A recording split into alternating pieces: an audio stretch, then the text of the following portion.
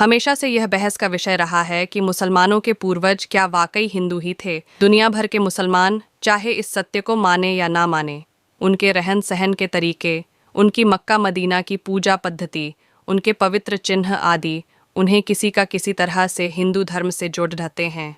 हिंदू धर्म ग्रंथों के अनुसार असुरों के गुरु तथा महर्षि भृगु व असुरराज हिरण्यकश्यप की पुत्री दिव्या के संतान शुक्राचार्य ही मुस्लिम संप्रदाय के वास्तविक जनक थे। शुक्राचार्य ने राक्षसों का वंश बचाने के लिए भगवान शिव की आराधना की, जिससे प्रसन्न होकर शिव जी ने अपना स्वरूप शिवलिंग शुक्राचार्य को प्रदान कर वैष्णवों से दूर रखने को कहा। शिव जी का स्पष्ट आदेश था कि जिस दिन कोई भी वैष्णव इस शिवलिंग पर गंगा जल चढ़ा देगा, उस दिन राक्षस वंश का नाश हो जाएगा। शुक्राचार्य ने महादेव के स्वयं दिए शिवलिंग को भारतवर्ष तथा हिंदुओं से दूर रेगिस्तान में स्थापित किया, जिसे आज अरब देश में मक्का मदीना के नाम से जाना जाता है। यहाँ तक कि अरब देश का नाम शुक्राचार्य के पौत्र अर्व के नाम पर ही पड़ रहा है।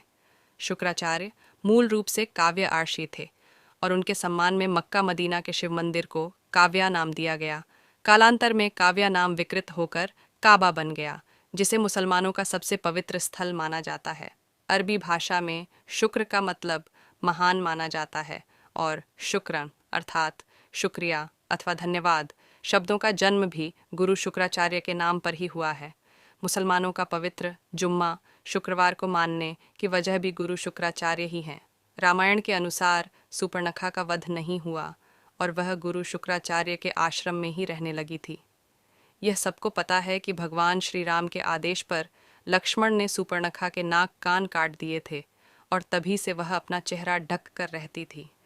सुपर्णखा के चेहरा ढकने की परंपरा को अरब देश की औरतें आज भी निभाती हैं। अरब देशों के रेगिस्तान में तेज़ धूप होने की वजह से वहाँ के लोगों ने सिर ढकने के लिए टोपी पहनना शुरू कर दिया, जो आगे चलकर उनकी पूजा पद्धति में शामिल हो गया। रेगिस्तान में उपजाऊ ज़मीन, अनाज आदि के अभाव में लोगों ने जानवरों को मारकर खाना शुरू किया और इस हत्या को कुर्बानी का नाम दिया गया। इंसानों के मरने के बाद उन्हें ज़मीन में दफन करने की परंपरा शुरू हुई, जिसका मुख्य कारण रेगिस्तान में जलाने योग्य लकड़ी का ना होना था।